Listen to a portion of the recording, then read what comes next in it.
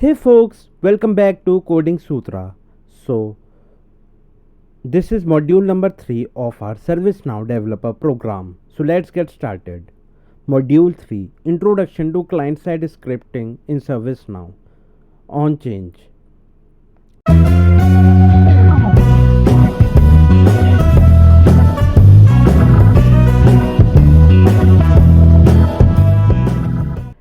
In our previous videos, we have already discussed about scripting, as there are two types of scripting, client-side scripting and server-side scripting. In our previous video, we discussed about onload and on-submit client-side scripting. So, in this video, we will be discussing about on-change client scripts. On-change client scripts execute script logic when a particular field's value changes. For example, there is a form and on that form there are various fields. So we can apply this script if we want to perform any action based on the field value change. Use on-change client scripts to respond to field values of interest and to modify another field's value or attributes. For example, if the state field's value changes to close complete, generate an alert and make the description field mandatory. So here state field is changing, and on that change we are performing two actions. We are generating an alert and making the description field mandatory with the help of on-change client script. So practically we will be looking at this a bit later in this video. Let me open my personal developer instance to understand these things better. So let me open client script. So in the application navigator, type client script. Under the system definition, there is a module called client scripts. Open that. This is nothing but the list of all the client scripts.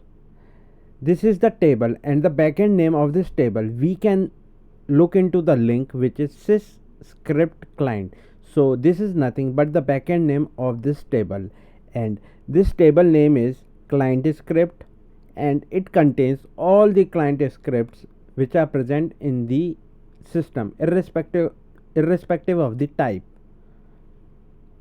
So we can also open this table in a way.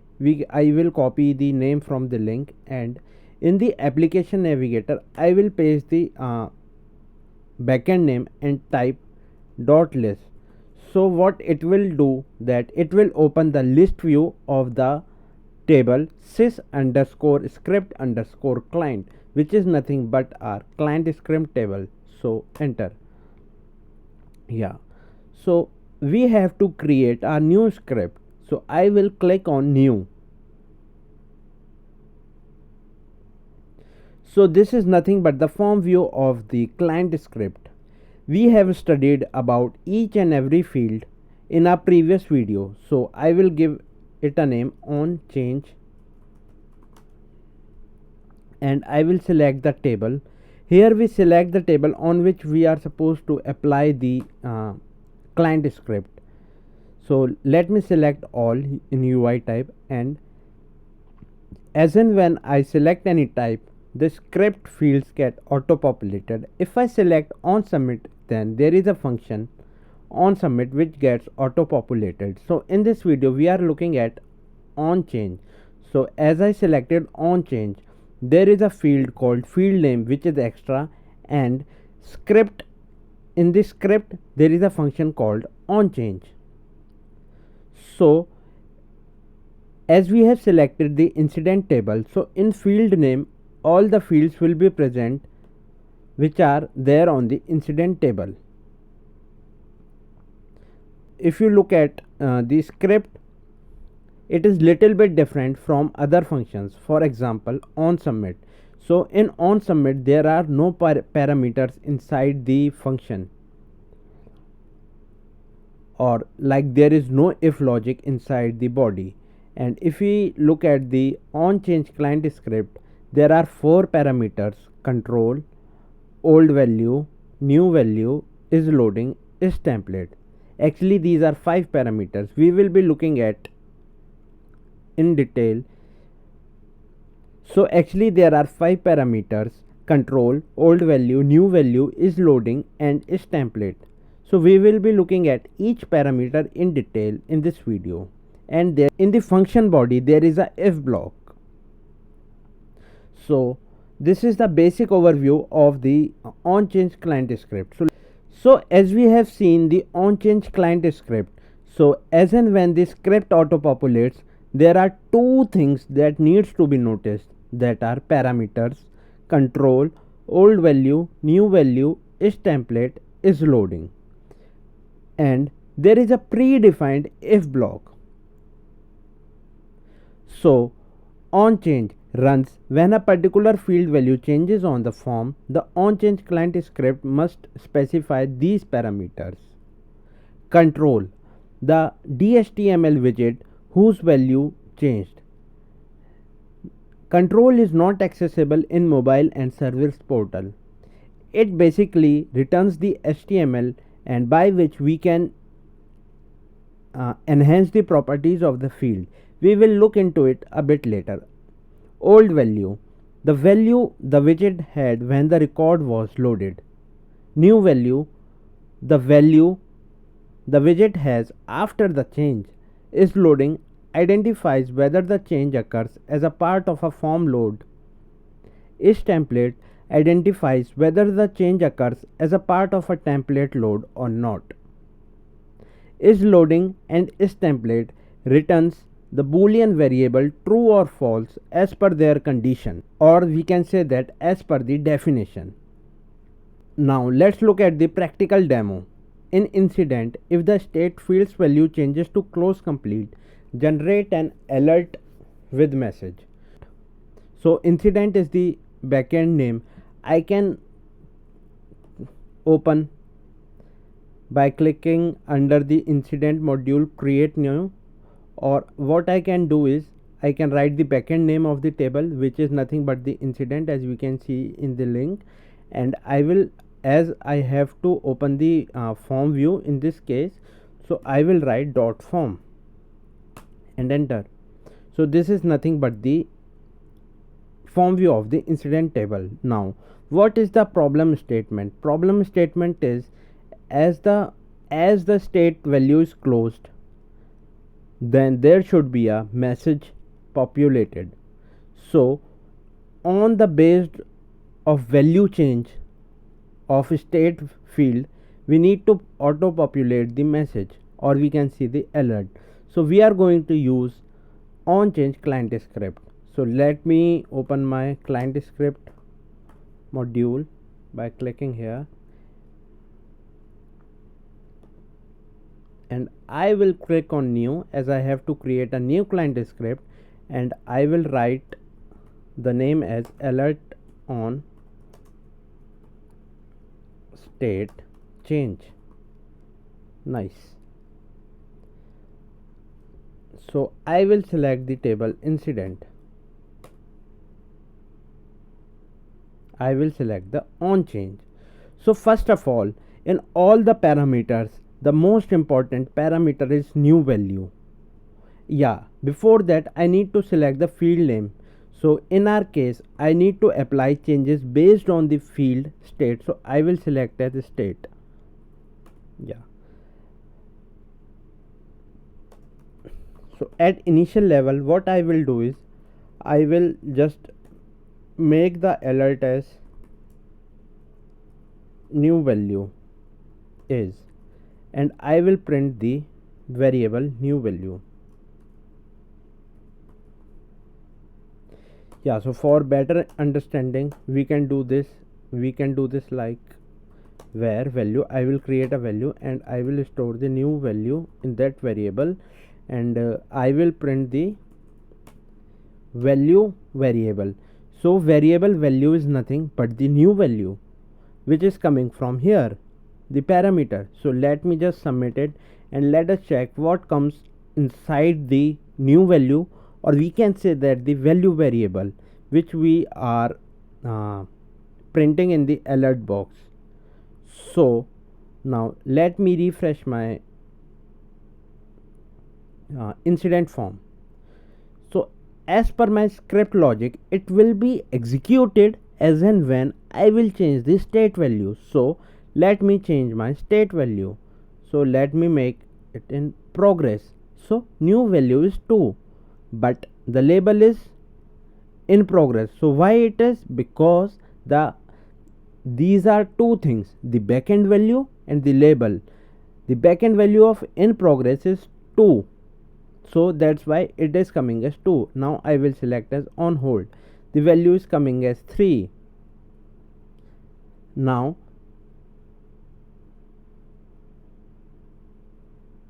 new value is 7 for closed state. So I have to apply condition on closed state. So what I will do, if value is nothing but the variable which we have declared in the 5th line. Now let me just make it bigger for better view.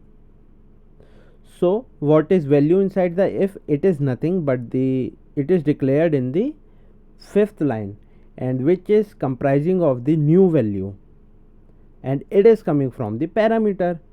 So if value equals to 7, because let me write it in the comment why we are taking as 7, because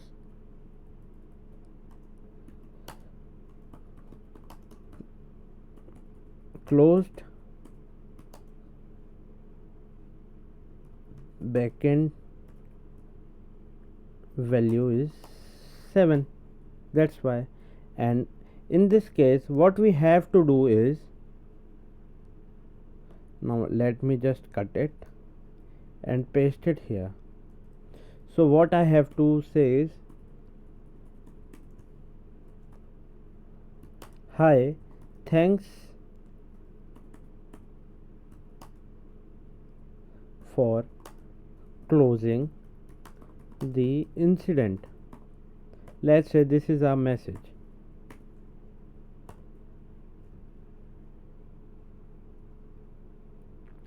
So let me just do it like that. So let me just save it. Now let's test our first on change client script. So let me open my incident form.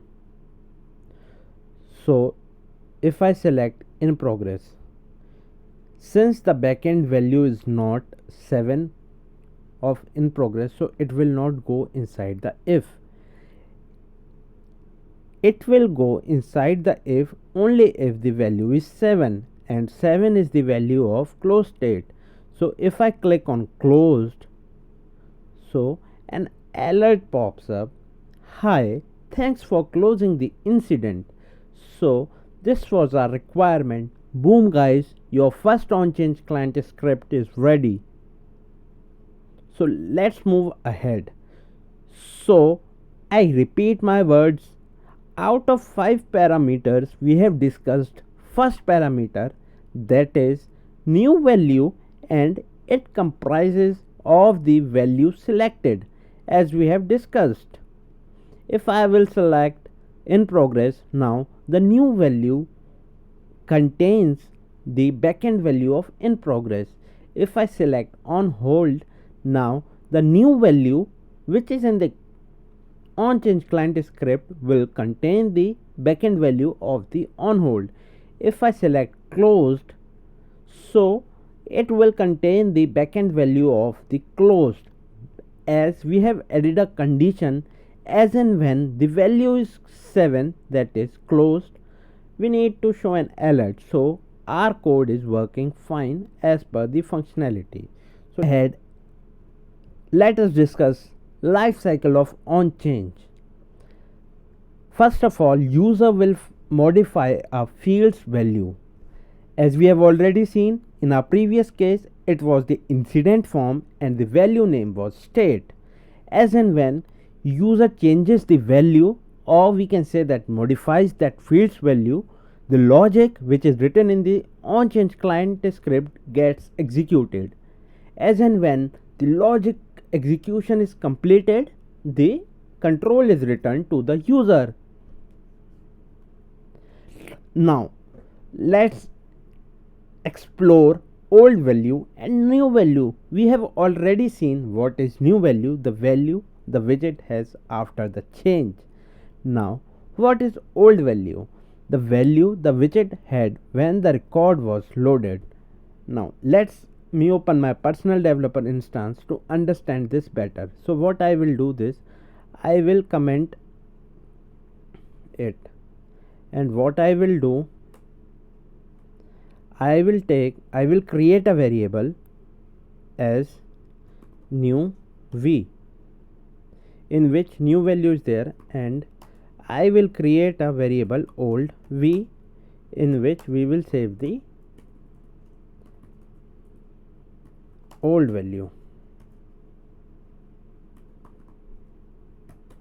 Now what I will do, I will create an alert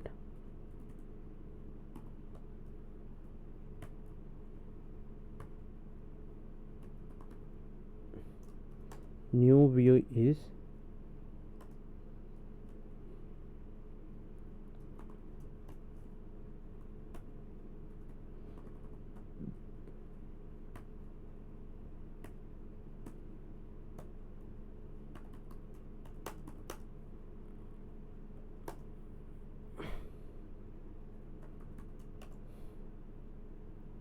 so what I am doing is, on the change of state field which is on the incident table, I am printing the new value.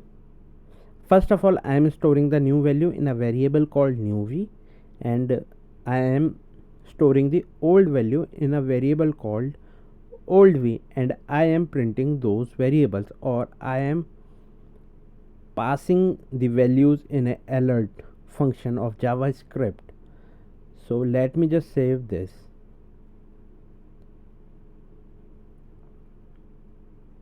Now let me refresh the incident form. So just remember that the form is loaded. We haven't changed the value yet.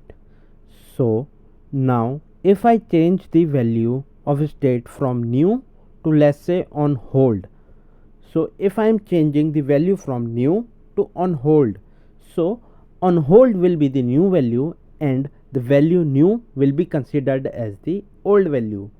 For example, let's test it. So now I will select as on hold. So new value is 3, which is basically the backend name of the on hold, and now old value is printed, which is 1, and which is the backend value of new state. Let's test it again, old value and new value. Now the form is loaded. If I will change the state value from new to close completed, then I am going from new to close completed. So the new value will be close completed and the older value will become new.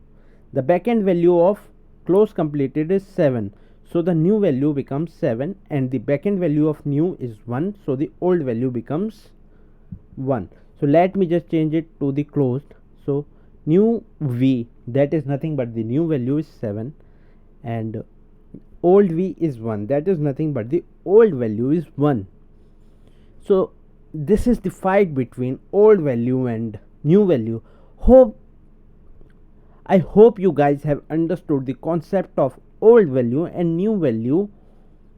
If you have any kind of doubts, please let me know down in the comment section. I'll get back to you and I'll try to help you. Now the remaining parameters are isTemplate. isTemplate identifies whether the changes occurs as a part of a template load. It returns the value true if the changes is due to the population of a template. Template is nothing but the predefined values. So if there are some changes on the form which are occurring because of the template, then the isTemplate is true, otherwise it is false. And control returns the DHTML widget whose value changed. Control is not accessible from mobile and service portal.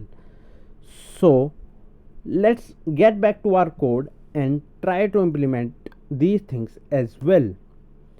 So now what I will do, in our current script, in line number 9, let me just make it big so that it will be visible to you guys. Now what I am doing is, I am taking a variable c and I am saving the control, and I am taking the variable var l, and saving, I will save the, let's say, is loading, and I will take another variable t and I will save this template. So line number 10 will contain DHTML of widget. It will return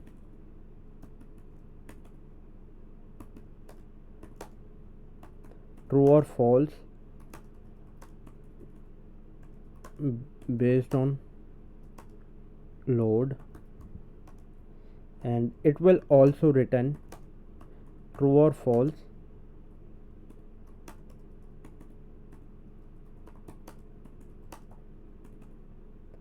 based on template.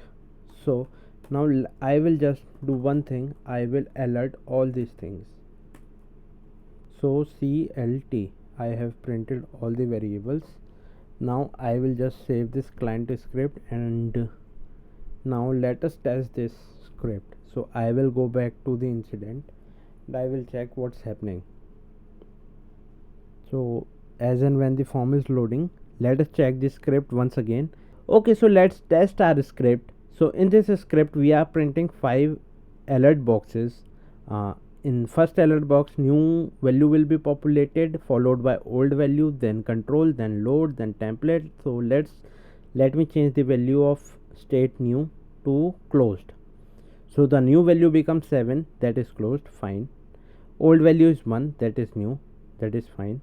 Now the control is object HTML select element. So this is nothing but the HTML object. We will look into these things a bit later, but as of now let's understand that this is used to change the properties of the field present on the form. Now load is false because the form was executes its logic when the value of the form changes, not because of the form load. So that's why this is false. So is loading returns a boolean value, true or false, based on the form load. Now is template is also false because I have not added any template to my incident form. If I will add any template, then it will become true. So these were the 5 parameters which are defined in the onChange. Now let's look at the if block inside onChange, which was automatically coming. So let me go to my personal developer instance. So what I will do, I will just remove all these things and this thing as well. So this is how the basic body of onChange client script looks. So now let us understand why 2 and 3 line is written. So I have decided what I will do, I will make this line comment. Now alert. Now I will write inside onChange, as I am inside the onChange function. But what I have did, I have commented the if body, if block. So let us check how it will behave. So this was the client script which was executing as and when we were changing the value of a state. So let me refresh the page. So now what we can see, that as and when the form is loaded, that script logic was executed, but that was not the exact way of onChange to behave. So this is happening because we have commented that 2, 3, 4 lines, which was basically checking whether a form is loading or not.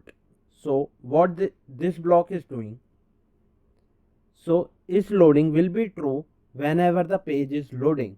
So whenever the first time page will load without any value change, it will become true, and new value is also empty, then it will return, the script will be not be executed. So if I will comment these lines, so this type will behave exactly as on load. So basically this if it is mandatory, or we can say this exactly checks whether the page is loading or new value is empty. If the page is loading or the new value is empty, it will simply return. It will not come to line number 5, which is the desired functionality. So for example, if I will save the script like this, now what I have done, I have uncommented these 3 lines 2, 3, 4 and alert on change. Now I will refresh the page. Now I can see that not even a single alert is coming, because now what it is happening, we are coming to this script and we are checking whether the page is loading is true or not. Yeah, it is true. So we will go inside the if and it will simply return. So line number 5 will not be executed, but as and when I will change the value of the state, so it will print on change. Why it will print? Because we will come to this script and we will check whether is loading or is true or not. Since as I have changed the value from on hold to closed or new to on hold, whatever it is, now the form is not loading actually. So the is loading becomes false as and when this second if conditions becomes false, and we will come to the line number 5. So this was the concept of the if block present inside the on change. Yeah, so we have experimented with if block as well. So this is a star. Let's meet with star now. It's high time that I will introduce you to star. So basically star is a very enthusiastic person. So Star is my favorite student because whenever he has a doubt, he puts, he always asks me. So you have to be a very good student or to be like that. So please, if you have any doubts, drop them in the comment section. I hope you have enjoyed this video, which was about on-change client scripting. Yeah, so if you have watched the video till here, I request you to like this video, subscribe my channel and comment down below, because it gives me the motivation to create such stuff. Thank you guys. See you in our next video.